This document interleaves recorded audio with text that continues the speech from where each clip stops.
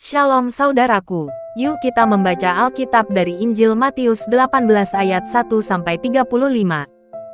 Tetapi jangan lupa saudaraku, untuk klik subscribe dan loncengnya bagi yang belum mengklik. Dan bagi yang sudah, tidak perlu mengklik lagi, tetapi cukup hanya mengklik tanda berikut. Serta jangan lupa, untuk membagikan bacaan ini kepada orang lain, agar mereka juga menemukan kekuatan baru dalam kasih Tuhan. Kiranya Tuhan memberkati saudara. Matius 18 ayat 1-35. Siapa yang terbesar dalam kerajaan sorga? 1. Pada waktu itu datanglah murid-murid itu kepada Yesus dan bertanya, siapakah yang terbesar dalam kerajaan sorga? 2. Maka Yesus memanggil seorang anak kecil dan menempatkannya di tengah-tengah mereka.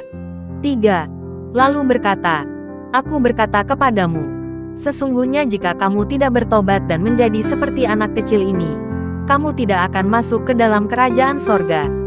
4. Sedangkan barang siapa merendahkan diri dan menjadi seperti anak kecil ini, dialah yang terbesar dalam kerajaan sorga. 5. Dan barang siapa menyambut seorang anak seperti ini dalam namaku, ia menyambut aku. Siapa yang menyesatkan orang? 6. Tetapi barang siapa menyesatkan salah satu dari anak-anak kecil ini yang percaya kepadaku, lebih baik baginya jika sebuah batu kilangan diikatkan pada lehernya lalu ia ditenggelamkan ke dalam laut. 7. Celakalah dunia dengan segala penyesatannya. Memang penyesatan harus ada, tetapi celakalah orang yang mengadakannya. 8. Jika tanganmu atau kakimu menyesatkan engkau, penggallah dan buanglah itu. Karena lebih baik bagimu masuk ke dalam hidup dengan tangan kudung atau timpang daripada dengan utuh kedua tangan dan kedua kakimu dicampakkan ke dalam api kekal. 9. Dan jika matamu menyesatkan engkau, cungkillah dan buanglah itu. Karena lebih baik bagimu masuk ke dalam hidup dengan bermata satu daripada dicampakkan ke dalam api neraka dengan bermata dua.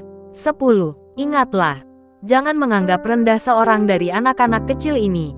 Karena aku berkata kepadamu, ada malaikat mereka di sorga yang selalu memandang wajah Bapakku yang di sorga. 11. Karena anak manusia datang untuk menyelamatkan yang hilang.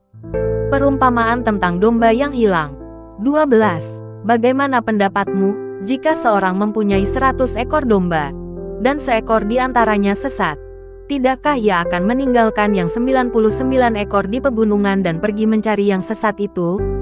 13. Dan aku berkata kepadamu, sesungguhnya jika ia berhasil menemukannya, lebih besar kegembiraannya atas yang seekor itu daripada atas yang ke-99 ekor yang tidak sesat. 14. Demikian juga Bapamu yang di sorga tidak menghendaki supaya seorang pun dari anak-anak ini hilang. Tentang menasehati sesama saudara. 15. Apabila saudaramu berbuat dosa, tegurlah dia di bawah 4 mata. Jika ia mendengarkan nasihatmu engkau telah mendapatnya kembali. 16. Jika ia tidak mendengarkan engkau, bawalah seorang atau 2 orang lagi, supaya atas keterangan 2 atau 3 orang saksi, perkara itu tidak disangsikan. 17. Jika ia tidak mau mendengarkan mereka, sampaikanlah soalnya kepada jemaat. Dan jika ia tidak mau juga mendengarkan jemaat, pandanglah dia sebagai seorang yang tidak mengenal Allah atau seorang pemungut cukai. 18. Aku berkata kepadamu, sesungguhnya apa yang kamu ikat di dunia ini akan terikat di sorga dan apa yang kamu lepaskan di dunia ini akan terlepas di sorga. 19. Dan lagi aku berkata kepadamu, jika 2 orang daripadamu di dunia ini sepakat meminta apapun juga, permintaan mereka itu akan dikabulkan oleh Bapakku yang di sorga.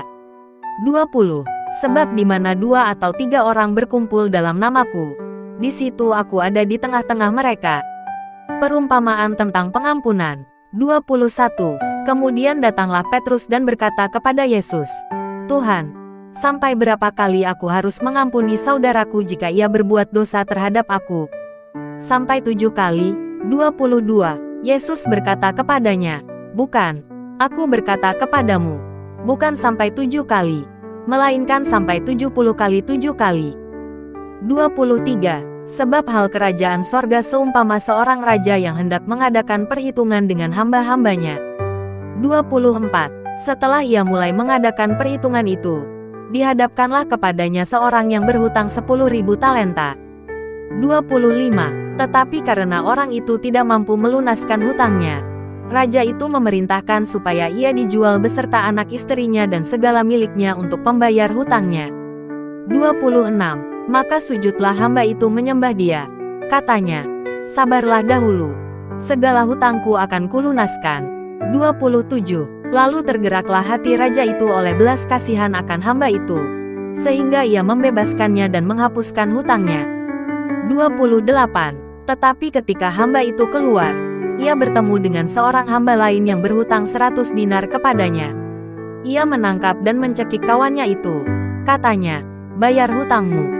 29. Maka sujudlah kawannya itu dan memohon kepadanya, sabarlah dahulu. Hutangku itu akan kulunaskan. 30. Tetapi ia menolak dan menyerahkan kawannya itu ke dalam penjara sampai dilunaskannya hutangnya. 31. Melihat itu kawan-kawan yang lain sangat sedih lalu menyampaikan segala yang terjadi kepada tuan mereka. 32. Raja itu menyuruh memanggil orang itu dan berkata kepadanya, hai hamba yang jahat, seluruh hutangmu telah kuhapuskan karena engkau memohonkannya kepadaku. 33. Bukankah engkau pun harus mengasihani kawanmu seperti aku telah mengasihani engkau? 34. Maka marahlah tuannya itu dan menyerahkannya kepada algojo-algojo, sampai ia melunaskan seluruh hutangnya. 35. Maka Bapakku yang di sorga akan berbuat demikian juga terhadap kamu, apabila kamu masing-masing tidak mengampuni saudaramu dengan segenap hatimu. Demikian bacaan kita dari Injil Matius 18.